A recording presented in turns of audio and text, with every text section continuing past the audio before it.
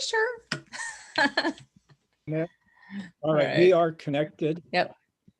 and it's telling me my internet is unstable, but we're going to go anyway.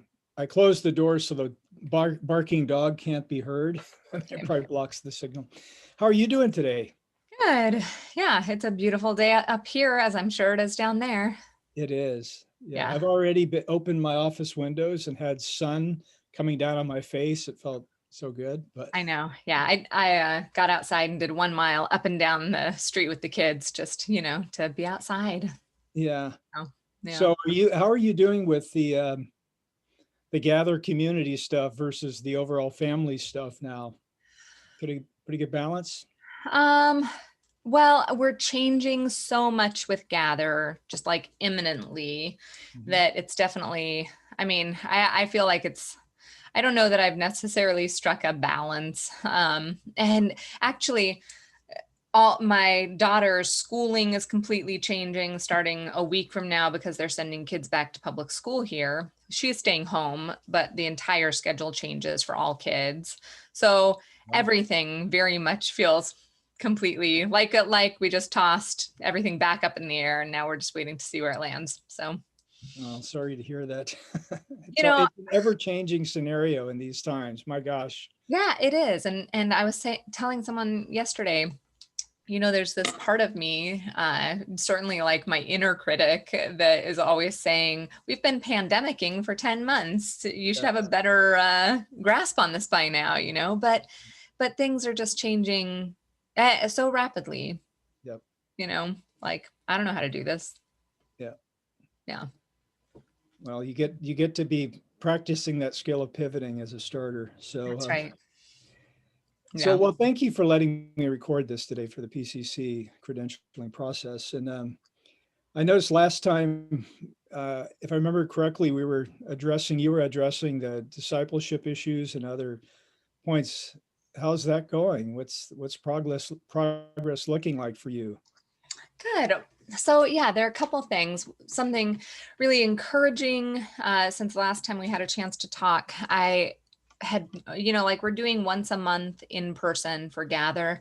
So this month our in person was to meet downtown in downtown Tacoma. They had the arts community had put on something called the Tacoma Light Trail with artist installations from like 50 different artists. And so we took Gather down there and we walked a 3 mile loop of art installations. And I ordered some goodies from different local restaurants along the way. So we would have little treats along the way. And we really just spent time in the city looking for God's story, right?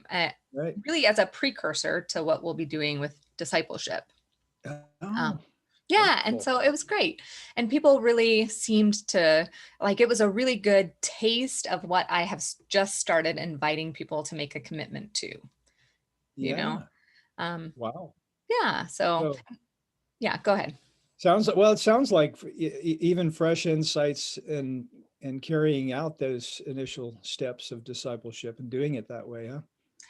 Yeah, because the discipleship core, I really want people to have an understanding of how very physical we want this to be, both in being together when we're not doing work on Zoom, but in what it is that they're learning resulting in direct action and Right. experiential learning, right? So just kind of eh, exhibit that. This is how we can uh, experience desolation and consolation and discern God's presence together on a 3 mile urban hike, right? So, Oh, how much more so can we when we are diving into some, really intentional guided material? wow. So, Good action, reflection, learning. yeah, That's yeah. great. So, and the people who came loved it. They had a great time. There were several little just moments along the way that were just gifts for our community, some that were hard. um like there was, and we had our kids with us, so there were moments where the kids stopped to play on big monuments and things like that, which is a different experience. There was a homeless man who was obviously having a difficult time mentally, yelling at himself and all of that. But when we came to talk about where we're seeing desolation and consolation, we were able to talk through the brokenness that we see in that, So yeah, it just felt like there was a lot that wasn't planned, Yeah. but that was Yeah. still offered. Yeah. Yeah. I'm always impressed with your creativity, Taylor, and moving things forward. So way to go. There's only one way to go. I Yeah. mean, No, but you're a high creative in that regard. That's for sure. So what would be the best way to focus our conversation today? well, so I do want to visit a lot more on moving forward with discipleship core. And probably two main things. One is the changes that we're making and kind of helping gather as a whole, or to navigate those changes. So leading that change well for me, right? Okay. Um, and I think, I've been kind of surprised as I've invited people to this, how hesitant people are to say yes. And I know we're a low commitment consumer society. But man, there's a part of me, we've had like three people who are, well, okay, 2, 4. So we have 6 people who are definitely in it to win it, right? But the other ones, there are 1, 2, 3, 4, 5, 6 people that were like, meh, I don't know. And man, that just really makes me mad. Yes. So you want to address a bit of that variability and commitment in discipleship? Is that what I'm hearing? Is that a part of today's focus? Yeah. I mean, I guess like I'm not sure how to call people to something higher when they're so unresponsive, you know? Right, Like, right, and I don't want to put pressure on people um it that they're not ready for, but at the same time I don't want to make it I don't want to normalize people languishing in deconstruction, right. you know? Okay, so you're after increased engagement toward a good commitment. Yes. Discipleship is not an odious; it's a good commitment. Right. Yeah. Okay. And what makes that particularly important? That piece right now of notching up the commitment to this. What makes that particularly important right now for you, Taylor?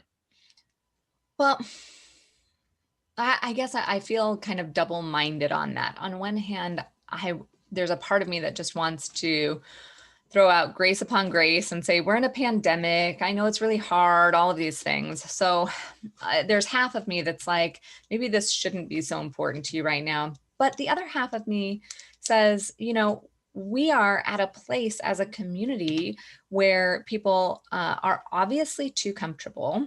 Things Yeah. are very cozy. And I did not give up what I was doing before to just make a comfortable country club for 20 people instead of 1,000, Yeah. right? Yeah. So this is not like, I don't want to keep perpetuating that. Right. What a great desire.